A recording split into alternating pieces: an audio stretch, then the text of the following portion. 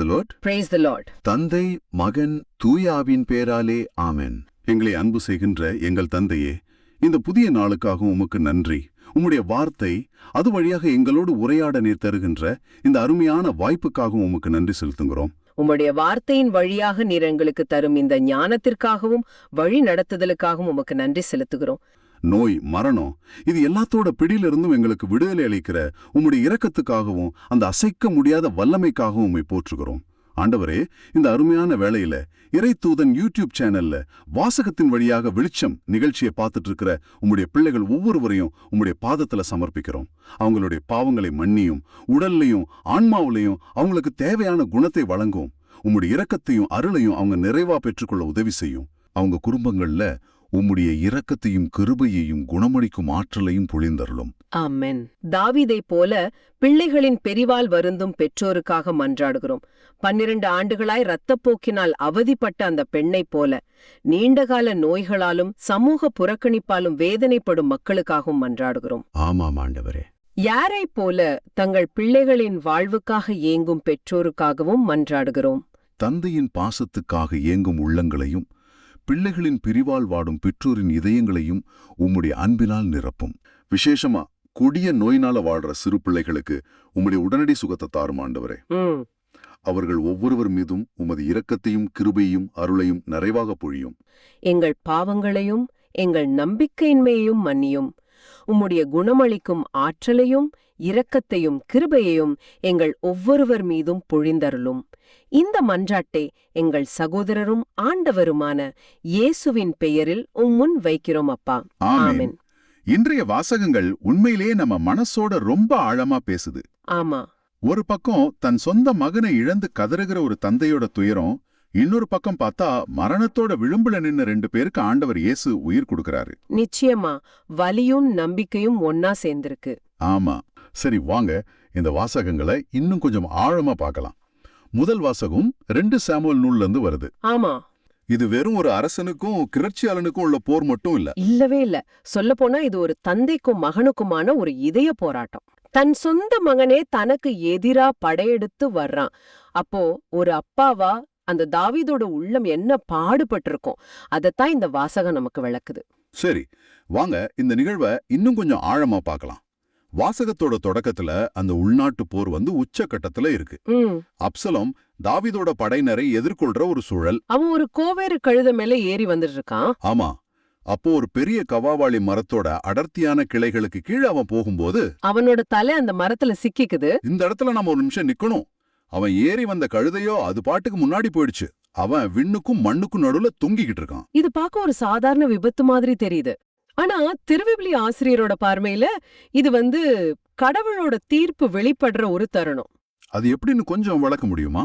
திருவிவிலியத்துல பாத்தீங்கன்னா அப்சலோம் அவனோட நீளமான அழகான கூந்தலுக்காக ரொம்ப பெருமைப்பட்டான்னு வாசிக்கிறோம். ஆமா, அத பத்தி குறிப்பு இருக்கு.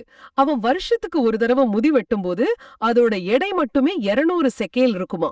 அந்த காலத்துல அடர்த்தியான கூந்தலுங்கிறது ஒரு விதத்துல வலிமை, வீரம், ஏன் அரசு தகுதிக்கான அடையாளமா கூட பார்க்கப்பட்டுச்சு. அப்போ அவன் எதை தன்னோட பலம், தன்னோட பெருமைன்னு நினைச்சானோ அதுவே அவனோட வீழ்ச்சிக்கு காரணமா அமைஞ்சிடுச்சு. இதுல இருக்கிற முரண் அதுதான். மிகச்சரியா சொன்னீங்க. அவனோட பெருமையின் சின்னமே அவனோட அழிவுக்கு கருவியா மாறிடுச்சு. ஆமா, அவன் விண்ணுக்கும் மண்ணுக்கும் இடையே தொங்கியது அப்படிங்கிறது ஒரு குறியீடு. அதாவது அவன் கடவுளாலும் ஏற்றுக்கொள்ளப்படல, மனிதர்களாலும் ஆதரிக்கப்படாத ஒரு தனித்த கைவிடப்பட்ட நிலைக்கு தள்ளப்பட்டான். கடவுளோட தீர்ப்புக்கு அவன் உள்ளாக்கப்பட்டான். ஆமா. இந்த சூழல்ல தான் தாவீதன படைத்தலைவன் யோவாபு வர்றாரு. சரி. ஒரு வீரன் இந்த செய்தியை யோவாப் கிட்ட சொன்னதும் அவர் 3 ஈட்டிகளை எடுத்து உயிரோட மரத்துல தொங்கிட்டு இருக்கிற அப்சலோமோட நெஞ்சில பாய்ச்சறாரு. ஆனா இங்க ஒரு முக்கியமான கேள்வி இருக்கு. தாவீது கொடுத்த கட்டளை. அதேதான். தாவீது போருக்கு போறதுக்கு முன்னாடி தன் தலைவர்கள் கிட்ட ரொம்ப தெளிவா சொல்லியிருந்தார், இளைஞன் அப்சலோமுக்கு ஒரு தீங்கும் செய்யாதீங்கன்னு. அப்போ யோவாப் ஏன் அதை மீறணும்? ஆமா, அது ஒரு முக்கியமான கேள்வி. இதுதான் அரச தர்மத்துக்கும் அரசியல் யதார்த்தத்துக்கும் பீச்சில வர்ற மோதல். யோவாபோட பார்வையில இது ஒரு அரசியல் முடிவு. அவர் ஒரு விசுவாசமான படைத்தலைவர் தான், ஆனா அதே சமயம் அவர் ஒரு யதார்த்தவாதி. அப்சலோம் உயிரோட இருக்கிற வரைக்கும் தாவீதோட அரசுக்கு எப்பவுமே ஒரு ஆபத்து இருந்துகிட்டே இருக்கும்னு அவர் நினைச்சார். அதாவது இன்னைக்கு தோத்தாலும் நாளைக்கு அவன் திரும்பவும் ஒரு படைய திரட்ட வாய்ப்பு இருக்கு. நிச்சயமா. அதனால நாட்டோட நிரந்தர அமைதிக்கு அந்த கிளர்ச்சியோட மூல காரணமான அப்சலோம அழிக்கிறதா சரின்னு ஒரு கடினமான முடிவு அவர் எடுக்கிறார். அப்போ அரசனோட தனிப்பட்ட பாசத்தை விட நாட்டோட நலனுக்கு அவர் முக்கியத்துவம் கொடுக்கிறார். ஆமா, ஆனா அந்த முடிவு எடுக்கும்போது ஒரு அப்பாவோட உள்ளத்தவர் கொஞ்சம் கூட புரிஞ்சுக்கல. சரி, இப்ப இந்த கொடூரமான நிகழ்வோட செய்தி தந்தை தாவீதிடம் எப்படி போய் சேருது பாப்போம். மறுபக்கம் அரசன் தாவீது நகரத்தோட 2 வாயில்களுக்கு நடுவுல ரொம்ப பதட்டத்தோட உட்கார்ந்திருக்காரு. ஒரு அரசனா போர்க்களத்துல இருக்க வேண்டியவர் இங்க ஒரு சாதாரண அப்பாவா தம் மகனோட செய்திக்காக காத்துட்டு இருக்காரு. ஆமா, அப்போ ஒரு காவலன் மதில் மேல ஏறி பாக்கும்போது ஒருத்த மட்டும் தனியா ஓடி வரத பாக்குறான். அத பார்த்ததும் தாவீது சொல்றார், தனியா வந்தா அவன்கிட்ட நற்செய்தி இருக்கு அப்படின்னு. இங்க தாவீதோட மனநிலைய நாம ஆழமா கவனிக்கணும். ஒரு அரசனாக போரோட வெற்றிய பத்தி கவலைப்படுறதை விட ஒரு தந்தையா தன் மகனோட பாதுகாப்பை பத்தி தான் அவர் அதிகமா கவலைப்படுறாரு. கரெக்ட். அரச கடமைக்கும் தந்தை பாசத்துக்கும் நடுவுல அவர் படுற தவிப்ப இத அப்பட்டமா காட்டுது. ஒருவேளை போர்ல ஜெயிச்சிருந்தா ஒரு பெரிய படை ஆரவாரத்தோட வரும். ஆனா ஒருத்த மட்டும் தனியா ஓடி வர்றானா? அது ஒரு குறிப்பிட்ட செய்திய கொண்டு வரதுக்கான அறிகுறி. அந்த செய்தி தம் மகனை பற்றிய நல்ல செய்தியா இருக்கணும். அதுதான் தாவீதோட ஏக்கம். அப்போ கூஷியன் என்ற தூதன் தாவீதிடம் வந்து சொல்றான், என் தலைவராகிய அரசே, நற்செய்தி, இன்று ஆண்டவர் உமக்கு எதிராக எழும்பியவர்களின் கரத்தினின்று உம்மை விடுவித்துள்ளார்னு. எவ்வளவு பெரிய வெற்றி செய்தி இல்லையா? ஆமா, தனக்கு எதிராக எழும்ப ஒரு பெரிய கழகத்தை ஆண்டவரே அடக்கிட்டார். ஒரு அரசனுக்கு இதை விட பெரிய சந்தோஷம் இருக்க முடியுமா? இருக்க முடியாது. அந்த தூதன் நினைக்கிறான் நாம ஒரு மகத்தான வெற்றிகரமான செய்திய கொண்டு போறோம்னு.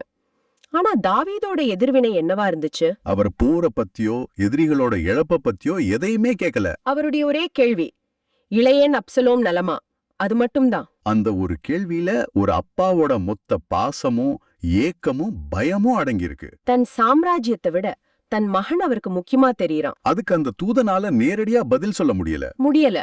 அவன் தயக்கத்தோட, என் தலைவராகிய அரசர், எதிரிகளும் உனக்கு எதிராக தீங்கிழைக்க எழும்புவோர் அனைவரும் அந்த இளையனை போல் ஆவார்களாக அப்படின்னு சொல்றான். இது ரொம்பவும் சாதுரியமான பதில், ஆனா அதே சமயம் இதயத்தை நொறுக்கிற பதில். ஆமா, அவன் அப்சலோம் இறந்துட்டான்னு மறைமுகமா உறுதி செஞ்சுட்டான்.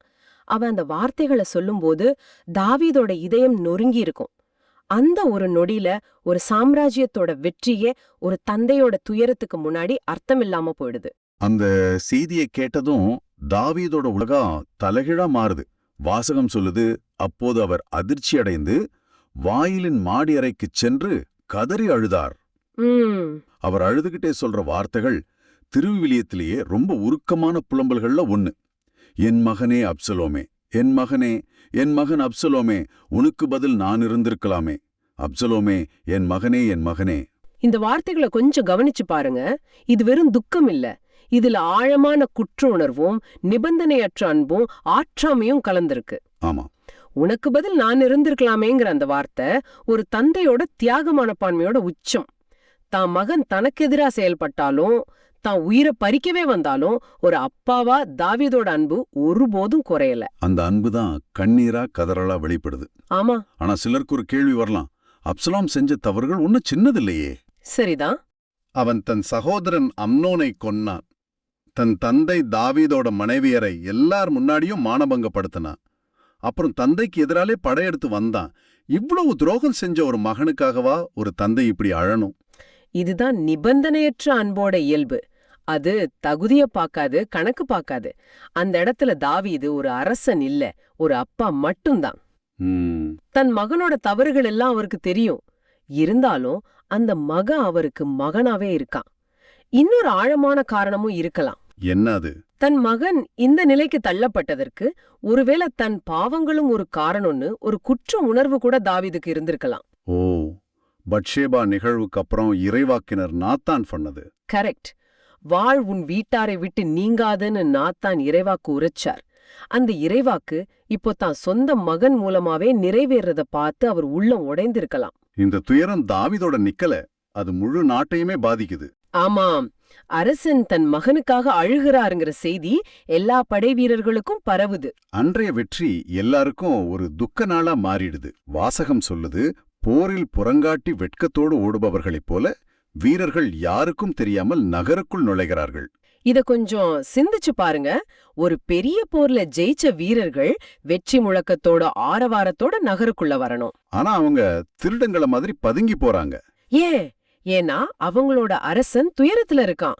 ஒரு அரசனோட தனிப்பட்ட துயரம் ஒரு நாட்டோட வெற்றியே இருளடைய செய்யுது. உண்மையிலேயே இது தனிப்பட்ட உறவுகளோட வலிமை எவ்வளவு பெருசுன்னோ, ஒரு தலைவனோட உணர்வுகள் ஒரு தேசத்தையே எப்படி பாதிக்க கூடுன்னு நமக்கு காட்டுது. ஒரு ராஜ்யத்தோட வெற்றியை விட ஒரு தந்தையோட கண்ணீருக்கு அங்க அதிக மதிப்பு கொடுக்கப்பட்டது.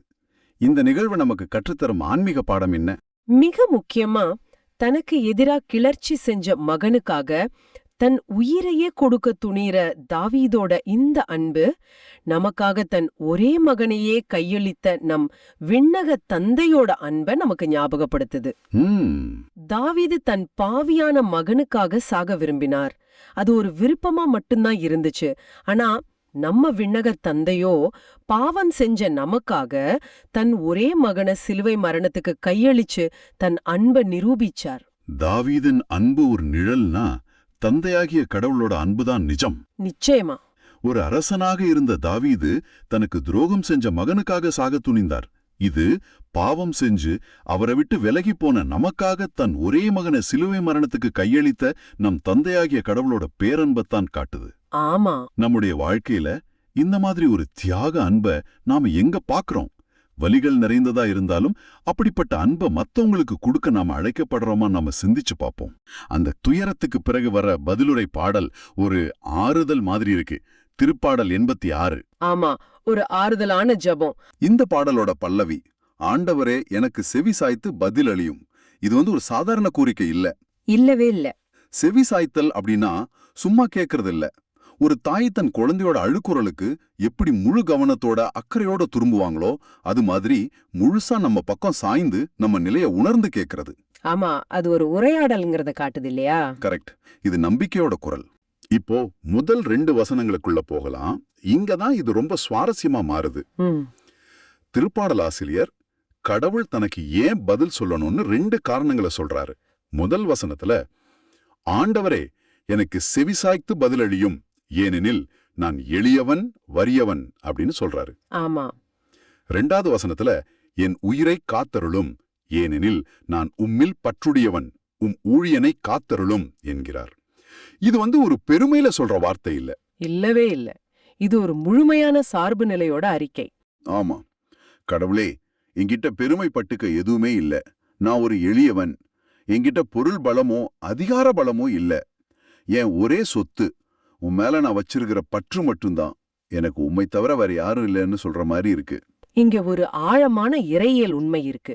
இப்போ பாத்தீங்கன்னா, நாம உலகத்துல ஒருத்தர்கிட்ட உதவி கேட்கும்போது நம்ம தகுதிகளை பெருமைகளை தான் முன்னாடி வைப்போம்.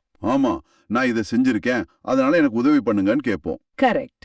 ஆனா இங்க திருப்பாடல் ஆசிரியர் அப்படியே தலைகீழா ஒரு காரியத்தை செய்யறாரு.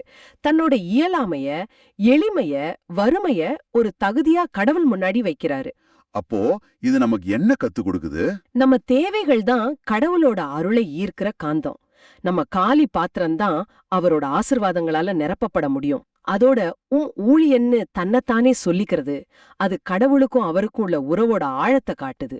நான் உமக்கு சொந்தமானவன், அதனால என்னை பாதுகாக்கிறது உன்னுடைய பொறுப்புன்னு உரிமையோட கேட்கிறார். அதேதான். அடுத்ததா 3வது 4வது வசனங்களை பார்க்கறான். என் தலைவரே, என் மேல் இரக்கமாயிரும், ஏனெனில் நாள் முழுதும் உம்மை நோக்கி மன்றாடுகின்றேன், உம் அடியானின் மனத்தை மகிழ செய்யும். விடாப்பிடியான ஜெபம். ஆமா, நாள் முழுதும் அப்படின்னு சொல்றாரு. காலையில, மதியம், சாயங்காலம் இல்ல, அவரோட முழு சிந்தனையும் ஒரு தொடர் ஜபமா இருக்கு. அது மட்டுமல்லாம அவர் என்ன கேட்கிறாருன்னு பார்க்கணும். வெறும் பிரச்சனைகள் தீரணும்னு மட்டும் கேட்கல, உள்ளத்தோட மாற்றத்தை கேட்கிறாரு. ஆமா, என்மேல் இரக்கமாயிரும்னு கேட்கிறாரு. அப்புறம் அடியானின் மனத்தை மகிழச் செய்யும்னு கேட்கிறாரு. சூழ்நிலைகள் மாறலேனாலும் பரவாயில்ல, என் உள்ளத்துல உம்மால வர்ற மகிழ்ச்சியை தாங்கன்னு கேட்கிறாரு. இதுதான் விசுவாசத்தோட உச்சம்னு நினைக்கிறேன். பிரச்சனை நடுவுலயும் மகிழ்ச்சியை கேட்கறது உண்மைதான். அதுலயும் அந்த வரி, உம்மை நோக்கி என் உள்ளத்தை உயர்த்துகின்றேன், இது ரொம்ப முக்கியம். நம்ம பிரச்சனைகள்லாம் நம்மள கீழ்நோக்கி இழுக்கும். ம். ஆனா இவர் தன்னோட பாரத்தை எல்லாம் கடவுளை நோக்கி உயர்த்துறாரு. ஆமா, இது ஒரு செயலுள்ள நம்பிக்கை. என் பார்வை என் பிரச்சனை மேல இல்ல, என் கடவுள் மேல இருக்குன்னு காட்டுது.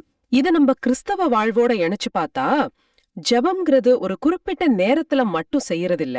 அது ஒரு தொடர்ச்சியான உறவு நிலைன்னு புரியும். புனித பவுல் சொல்ற மாதிரி இடைவிடாது ஜெபம் செய்யுங்கள் அப்படிங்கிறது. அதேதான். உள்ளத்தை உயர்த்துவது ஒரு வழிபாடு மாதிரி. நம்ம பாரத்தெல்லாம் கடவுள்கிட்ட சமர்ப்பிச்சுட்டு, என் ஒரே நம்பிக்கை நீங்க தான் ஆண்டவரே அப்படின்னு சொல்றதுக்கு சமம். அப்போ இவ்ளோ உரிமையோட நம்பிக்கையோட ஜெபிக்க அவருக்கு எங்கிருந்து தைரியம் வருது? அதுக்கான பதில் அடுத்த வசனங்கள்ல இருக்கு. ஆமா, 5வது 6வது வசனங்கள்ல திருப்பாடல் ஆசிரியர் யார்கிட்ட பேசுறோன்னு தெளிவா தெரிஞ்சு ஜெபிக்கிறாரு. கடவுளோட குணங்களையே பட்டியல் போடுறாரு. ஏனெனில் என் தலைவரே, நீர் நல்லவர், மன்னிப்பவர், உம்மை நோக்கி மன்றாடும் அனைவர் மீதும் பேரன்பு காட்டுபவர். பாருங்க, இதுதான் ஜெபத்தோட அஸ்திவாரம்.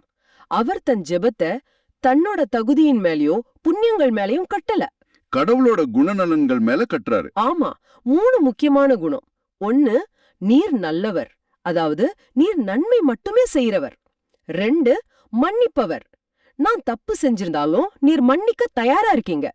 3வது, பேரன்பு காட்டுபவர். அதுவும் யாருக்கு? உம்மை நோக்கி மன்றாடும் அனைவர் மீதும், ஒரு சிலருக்கு மட்டும் இல்ல. ஆமா, யார் கூப்பிட்டாலும் சரி அவங்க மேல பேரன்பு காட்டுறவர். இந்த அறிவுதான், இந்த புரிதல் தான் அவரோட ஜெபத்துக்கு அசைக்க முடியாத நம்பிக்கையை கொடுக்குது. இது ஒரு முக்கியமான கேள்வியை எழுப்புது. நாம ஜெபிக்கும்போது நாம யாருக்கிட்ட ஜெபிக்கிறோம் முழுசா புரிஞ்சுக்கிட்டு ஜெபிக்கிறோமா, இல்ல நம்ம தேவைகளை மட்டும் பட்டியலிடுறோமா? கரெக்ட். திருப்பாடல் ஆசிரியரோட முழு நம்பிக்கையும் கடவுளோட குணங்கள் மேலதான் இருக்கு. நீர் நல்லவர், மன்னிப்பவர், பேரன்பு மிக்கவர்னு எனக்கு தெரியும், அதனால தைரியமா உம்மிடம் வர்றேன்னு சொல்றாரு. நம்ம தேவைகளை மையப்படுத்தாம கடவுள் யாருங்கிறத மையப்படுத்தி ஜெபிக்க இது நமக்கு கத்துக் கொடுக்குது. நிச்சயமா, கடவுளோட குணத்தை நாம எவ்ளோ ஆழமா புரிஞ்சுக்கிறோமோ அந்த அளவுக்கு நம்ம ஜெப வாழ்க்கை மாறும்.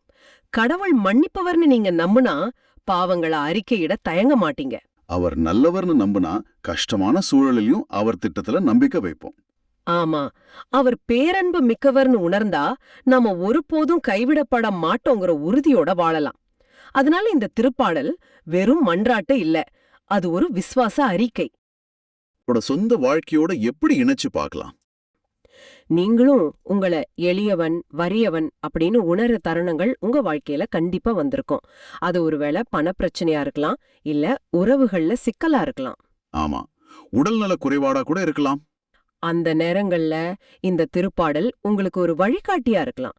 பெருமையோ ஆணவமோ இல்லாம நம்ம உண்மையான நிலைய கடவுள்கிட்ட அறிக்கையிடணும். நிச்சயமா, நம்மளோட மிகப்பெரிய தேவையின் நேரத்துல தான் கடவுளோட அருளை பெற நம்ம ரொம்ப திறந்த உள்ளத்தோட இருக்கோன்னு இந்த வாசகம் நமக்கு ஞாபகப்படுத்துது. ஒரு பாத்திரம் காலியா இருந்தாதான் அதை நிரப்ப முடியும். அதேதான். அது மாதிரி நம்ம கிட்ட எதுவும் இல்ல, நாம எளியவங்கன்னு உணரும் போதுதான் கடவுள் தன்னோட வல்லமையாலையும் கிருபையாலையும் நம்மள நிரப்ப முடியும். உங்க தேவைகளை, பாரங்களை பேரன்பு மிக்க கடவுள் முன்னாடி சமர்ப்பிக்க இது ஒரு அழைப்பு. அவர் செவிசாய்ப்பார், அவர் பதிலளிப்பார். உங்களுக்காக ஒரு சிந்தனை. திருப்பாடல் ஆசிரியர் தன்னை கடவுளின் ஊழியன் அப்படின்னு சொல்லிக்கிறாரு. ஊழியங்கிறவர் தன் விருப்பப்படி இல்ல, தன் தலைவரோட விருப்பப்படி செயல்படுறவர்.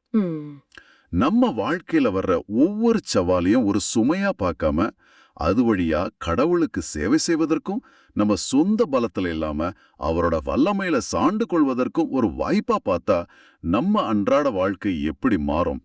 இத பத்தி இன்னைக்கு சிந்திச்சு பாருங்க. இந்த பாடல் தாவீதோட புலம்பலுக்கும் நற்செய்தியில வர்ற மக்களோட ஏக்கத்துக்கும் ஒரு பாலம் மாதிரி அமையுது. கரெக்ட். நீர் நல்லவர், மன்னிப்பவர், உம்மை நோக்கி மன்றாடும் அனைவருக்கும் பேரன்பு காட்டுபவர் அப்படிங்கிற வரிகள் நமக்கு வலிய ஒரு நம்பிக்கையை தருது. அந்த நம்பிக்கையோட தான் நாம நற்செய்திக்குள்ளே போறோம். ஆமா, புனித மார்க் எழுதின நற்செய்தி அதிகாரம் 5 வசனங்கள் 21 43 வரைக்கும். இது சும்மா ஒரு வாசகம் இல்ல, ஒரு நிகழ்வுக்குள்ள இன்னொரு நிகழ்வு பொதிஞ்சு வச்சிருக்கிற ஒரு கலைப்படப்பு மாதிரி. ஒரு டெசிஸ்பேர், அதாவது நம்பிக்கையற்ற நிலையில இருக்கிற ஒரு தந்தையோட கதையையும், அதே மாதிரி விரக்தியில வாழ்ற ஒரு பெண்ணோட கதையையும் இது ஒன்னா இணைக்குது. சரி, இந்த 2 நிகழ்வுகளும் ஏன் ஒன்னா சொல்லப்பட்டிருக்கு? அதுதான் இதன் வழியாக இயேசு நமக்கு என்ன கத்துக் கொடுக்கறாருங்கிறது தான் நம்ம நோக்கம். சொல்லப்போனா இன்றைய அல்லேலூயா பதிலுரை வாசகம் கூட இதுக்கு ஒரு நல்ல முன்னுரை. மத்தேயு 8:17 வாசிக்கிறோம், அவர் நம் பிணைகளை தாங்கிக் கொண்டார், நம் நோய்களை சுமந்து கொண்டார். ஆமா, இது இயேசுவோட பணியின் மையத்தையே காட்டுது.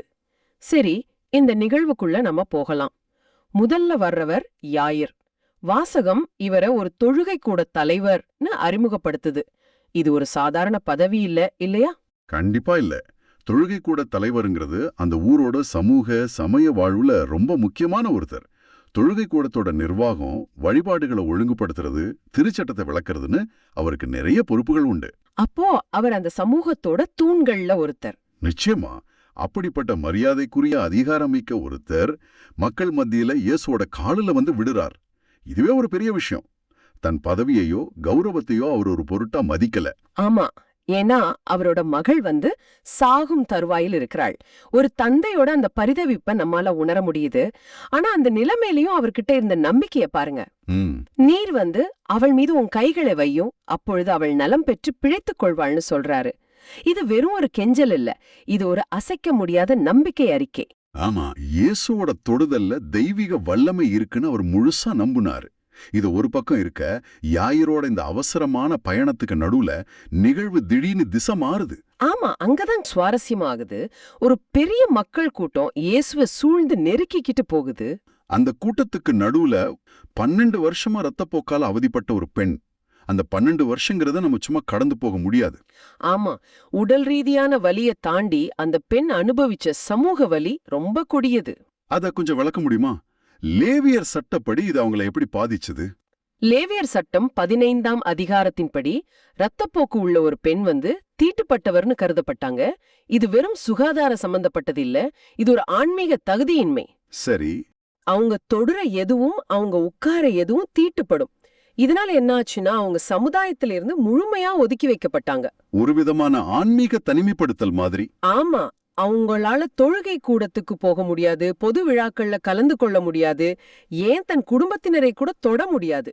இது ஒரு சமூக மரண தண்டனைக்கு சமம். 12 வருஷமா அவங்க உறவுகளே இல்லாம ஒரு கௌரவமே இல்லாத வாழ்க்கைய வாழ்ந்துட்டு இருந்தாங்க. அதோட வாசகம் சொல்லுது, தமக்கு உள்ளதெல்லாம் செலவழித்தும் ஒன்றும் பயனடையாமல் அவருடைய நிலைமை வர வர மிகவும் கேடுற்றதுன்னு. அப்போ பொருளாதார ரீதியாவும் அவங்க நொடிஞ்சு போயிருந்தாங்க. இப்போ இந்த 2 பேரையும் பாருங்க. யாயிர் ஒரு மரியாதைக்குரிய தலைவர், வெளிப்படையா உதவி கேட்கிறாரு. இந்த பெண்ணோ பேர் கூட சொல்லப்படாத சமுதாயத்தால் ஒதுக்கப்பட்ட ஒருத்தர், யாருக்கும் தெரியாம இயேசுவை அணுக முயற்சி பண்றாங்க. இறையியல் அறிஞர்கள் இதை மார்க்கின் சாண்ட்விச்னு சொல்வாங்க. ஒரு ரொட்டி துண்டுக்கு நடுவுல மசாலாவை வைக்கிற மாதிரி ஒரு நிகழ்வுக்கு நடுவுல இன்னொரு நிகழ்வை வைக்கிறது. ஓ, யாயிரோட நிகழ்வு தான் அந்த ரொட்டி, இந்த பெண்ணோட நிகழ்வு தான் அந்த மசாலா. ரெண்டையும் ஒன்னா சுவைக்கும் போதுதான் உண்மையான அர்த்தம் புரியும். இந்த பெண்ணால ஏற்படுற தாமதம் தான் யாயிரோட நம்பிக்கையை அடுத்த கட்டத்துக்கு எடுத்துட்டு போக போகுது. இது ரொம்ப சுவாரஸ்யமா இருக்கு. சரி, அந்த பெண்ணோட செயலை பாப்போம். அவங்க மனசுக்குள்ள நான் அவருடைய ஆடையை தொட்டாலே நலம் பெறுவேன்னு சொல்லிக்கிறாங்க. இயேசு தன்னை கவனிக்கணும், பேசணும்னு கூட அவங்க எதிர்பார்க்கல. அவரோட ஆடையோட ஓரத்துல இருக்கிற வல்லமையே தனக்கு போதும்னு நம்புறாங்க. இது எவ்வளவு பெரிய, அதே சமயம் தாழ்மையான நம்பிக்கை. அந்த நம்பிக்கைக்கும் உடனடியா பலன் கிடைச்சது. தொட்ட உடனே அவளுடைய இரத்தப்போக்கு நின்று போயிருச்சு. ஆனா அற்புதம் அதோடு முடியல. இயேசு வந்து தம்மிடமிருந்த வல்லமை வெளியேறியதை தம்முள் உணர்ந்து கூட்டத்தை பார்த்து, என் மேலாடையை தொட்டவர் யாருன்னு கேக்குறாரு. சீடர்களுக்கு இது புரியல. ஐயா, இவ்ளோ கூட்டம் நெருக்குது, யார் தொட்டாங்கன்னு கேக்குறீங்களேன்னு சொல்றாங்க. ஆனா இயேசுவுக்கு தெரியும், அது விபத்தாப்பட்ட தொடுதல் இல்ல, விசுவாசத்தோட செய்யப்பட்ட தொடுதல்னு. இயேசு ஏன் அவரை கூட்டத்துக்கு முன்னாடி அடையாளம் காட்டணும்னு நினைச்சாரு? அவங்க அமைதியா போவ அனுமதிச்சிருக்கலாமே. அது ஒரு ரொம்ப முக்கியமான கேள்வி. ஏன்னா இயேசு வந்து வெறும் உடல் நலத்தை மட்டும் கொடுக்கிறவர் இல்ல, அவர் முழுமையான விடுதலைய, அந்த ஷலோம்னு சொல்ற நிறைவார்வை கொடுக்கிறவர். சரி, அந்த பெண் திருட்டுத்தனமா ஒரு குணத்தை பெற்றுக்கிட்டு அதே ஒதுக்கப்பட்ட வாழ்க்கையை தொடர இயேசு விரும்பல. அவர் அந்த பெண்ணுக்கு குணத்தை மட்டும் இல்ல, அவங்களோட கௌரவத்தையும் சமூகத்துல அவங்களோட இடத்தையும் திரும்ப தர விரும்பினாரு. அதனாலதான் அவங்கள பகிரங்கமா அழைச்சு பேசுறாரு. அந்த உரையாடல் உண்மையிலே உருக்கமானது. அந்த பெண் அஞ்சு நடுங்கிக் கொண்டு அவர் முன்னாடி வந்து நடந்ததெல்லாம் சொல்றாங்க. சட்டப்படி ஒரு தீட்டான பெண் ஒரு போதகரை தொட்டது குற்றம். ஆமா, தண்டனை கிடைக்குமோன்னு பயந்துருக்கலாம். ஆனா இயேசுவோட பதில் எவ்வளவு அன்பா இருக்கு. அவர் 3 விஷயங்களை செய்றாரு. முதல்ல மகளேன்னு கூப்பிடுறாரு. 12 வருஷமா பேரு கூட இல்லாம ஒரு நோயோட அடையாளமா மட்டுமே வாழ்ந்த ஒருத்தருக்கு கடவுளின் மகள்ன்ற புதிய அடையாளத்தை கொடுக்கறாரு. இழந்த உறவை மீட்டு கொடுக்கறாரு. ரெண்டாவதா, உனது நம்பிக்கை உன்னை குணமாக்கிற்றுன்னு சொல்றாரு. குணத்துக்கு காரணம் வெறும் தொடுதல் இல்ல, அதுக்கு பின்னால இருந்த நம்பிக்கை தானே உறுதிப்படுத்துறாரு. மூன்றாவதா, அமைதியுடன் போ, நீ நோய் நீங்கி நலமாயிருன்னு சொல்றாரு. இது வெறும் உடல் நலத்தை மட்டும் இல்ல, மன அமைதி, சமூகத்தோட மீண்டும் சேர்ற அமைதி, அப்படி ஒரு முழுமையான விடுதலையை குறிக்குது. அந்த பெண் முழுமையான விடுதலைய பெற்றுக்கிட்ட அந்த நேரத்துல யாயரோட உலகமே தலைகீழா மாறுது. ஆமா, வீட்ல இருந்து ஆட்கள் வந்து உம்முடைய மகள் இறந்து விட்டாள், போதகரை ஏன் இன்னும் தொந்தரவு செய்கிறீர்னு சொல்றாங்க. அந்த மார்க்கின் சாண்ட்விச் உத்தியோட உச்சக்கட்ட தாக்கம் இங்கதான் தெரியுது. அந்த பெண்ணுக்கு கிடைச்ச அற்புதம் யாயர்த்த தாமதத்தை ஏற்படுத்தி இப்போ அவரோட கடைசி நம்பிக்கையும் சிதைஞ்சு போன மாதிரி தெரியுது. இதுதான் நம்பிக்கையோட உச்சக்கட்ட சோதனை. ஒரு தந்தை கேட்க விரும்பாத மிக மோசமான வார்த்தைகள் எல்லாம் முடிஞ்சு போச்சு. ஆனா இயேசு அந்த நம்பிக்கையற்ற வார்த்தைகள் யாயிரோட காதுல விழுந்தாலும் அதை அவர் பொருட்படுத்தவே இல்லை. அந்த செய்தியை கொண்டு வந்தவங்களை புறக்கணிச்சுட்டு நேரடியா யாயிருகிட்ட பேசுறாரு.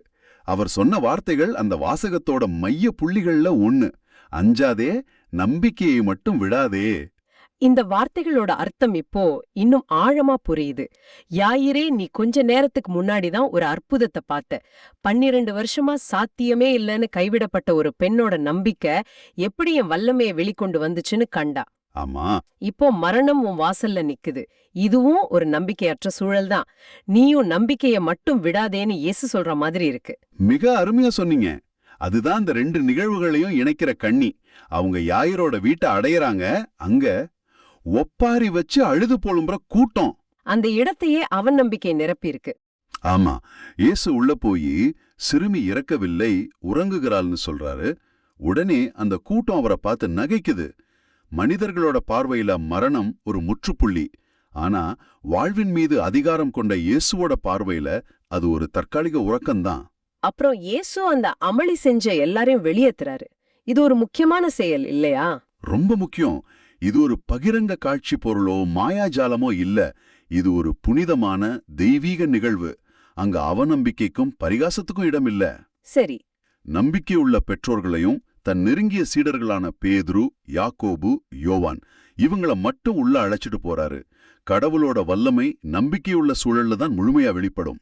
அப்புறம் அந்த அற்புதத்தோட உச்சக்கட்ட தருணம், இயேசு சிறுமியோட கைய பிடிச்சு தலித்தா கும்னு சொல்றாரு. மார்க்கு அந்த மூலமொழியான அரமேம வார்த்தைய அப்படியே பதிவு செஞ்சிருக்கிறது ஒரு தனி சிறப்பு. ஏன் அப்படி செஞ்சிருக்கணும்? அது அந்த நிகழ்வோட நம்பகத்தன்மையையும் நேரடித்தன்மையையும் நமக்கு கடத்துது. இது யாரோ மொழிபெயர்த்து சொன்ன நிகழ்வுல இயேசுவோட வாயிலிருந்து வந்த அந்த உண்மையான அதிகாரமிக்க வார்த்தைகள் அப்படியே பதிவு செய்யப்பட்டிருக்குன்னு ஒரு உணர்வை தருது. சிறுமி, உனக்கு சொல்கிறேன், எழுந்திடு.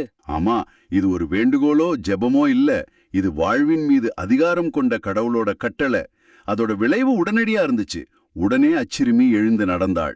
அங்க இருந்தவங்க பெரும் மலை புற்று மெய்மறந்து நின்றார்கள். அற்புதம் நடந்த பிறகும் இயேசுவோட செயல்கள் நம்ம கவனத்தை ஈர்க்குது. 2 அறிவுறுத்தல்களை கொடுக்கறாரு. முதல்ல, இதை யாரும் தெரிஞ்சு கொள்ளக்கூடாது. 2வது, அவளுக்கு உணவு கொடுக்க சொன்னார். இதன் பின்னணி என்னவா இருக்கும்? இதை யாருக்கும் சொல்ல வேணான்னு இயேசு சொல்றது மக்கள் தன்னை வெறும் அற்புதங்கள் செய்யறவரா மட்டும் பார்க்க கூடாதுங்கிறதுக்காக இருக்கலாம். அவரோட பணி வெறும் நோய்களை குணப்படுத்துறது மட்டும் இல்ல, நிலைவாழ்வுக்கு வழிகாட்டுறது. 2வதா, அவளுக்கு உணவு கொடுங்கள்னு சொல்றது இயேசுவோட நடைமுறைக்குரிய அன்பையும் முழுமையான அக்கறையும் காட்டுது.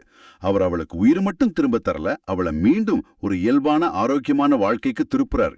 அந்த 12 வயசு சிறுமியோட பசியையும் அவர் கவனிக்க தவறன.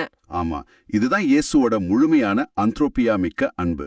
அப்படியானா இந்த 2 நிகழ்வுகளையும் ஒன்னா சிந்திக்கும் போது நாம கத்துக்கிற முக்கிய பாடம் என்ன?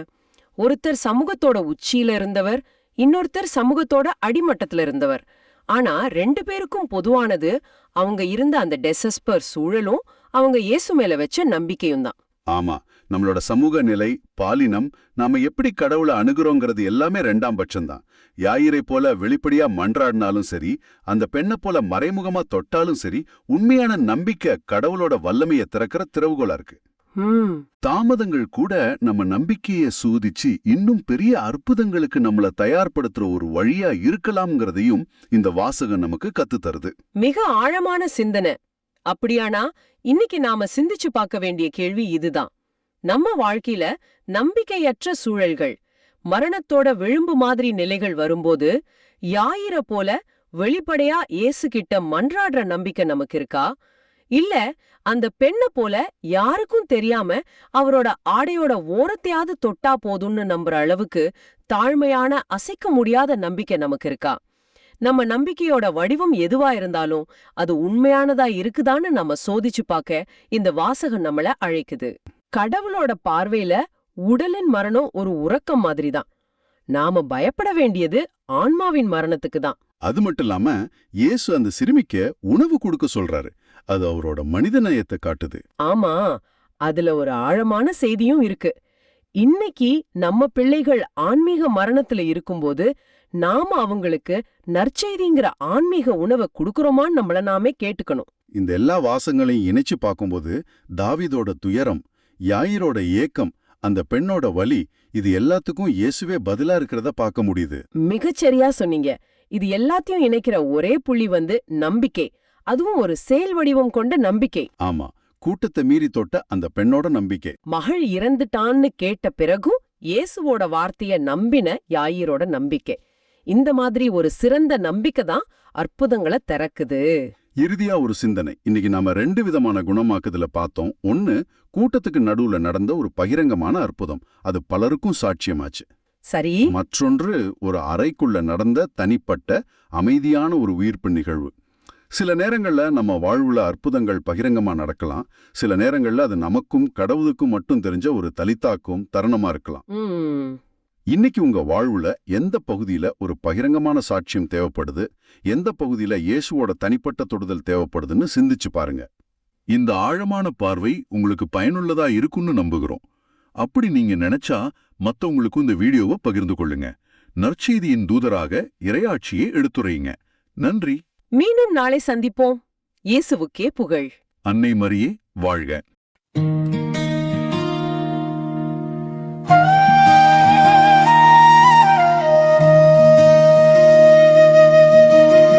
ஆண்டவரே எனக்கு செவி சாய்த்து பதிலளியும்.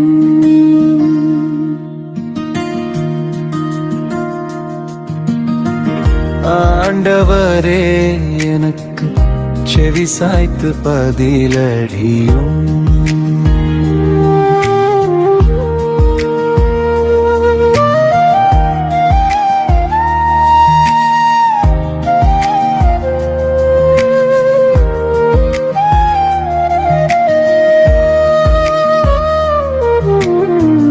ஆண்டவரே எனக்கு செவி சாய்த்து பதிலளியும். ஏனெனில் நான் எளியவன் வரியும், என் உயிரை காத்தருளும். ஏனெனில் நானும் மீது பற்றுடையவன், ஊழியனை காத்தருளும். நீரே என் கடவுள், நான் மீது நம்பிக்கை கொண்டில்லே. ஆண்டவரே எனக்கு செவி சாய்த்து பதிலளியும்.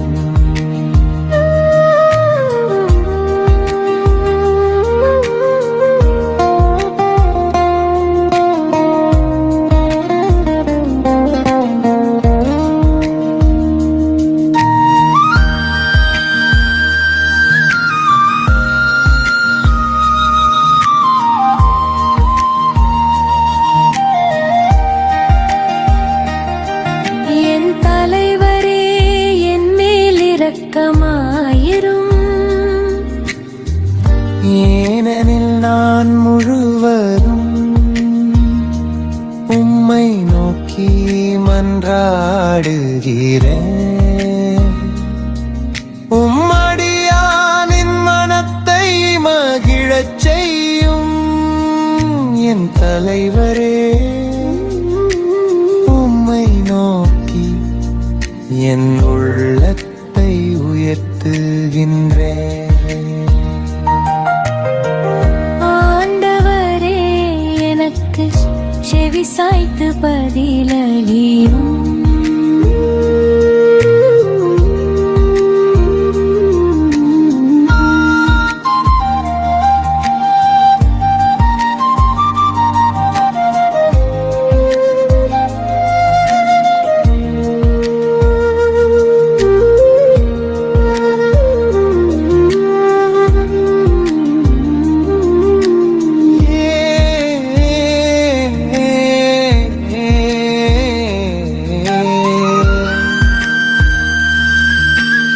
ஏனெனில் என் தலைவரே நீர் நல்லவர், மன்னிப்பவர். உம்மை நோக்கி மன்றாடும் அனைவருக்கும் பேரன்பு காட்டுப்பவர். ஆண்டவரே என் வேண்டுதலுக்கு செவிகொடும்.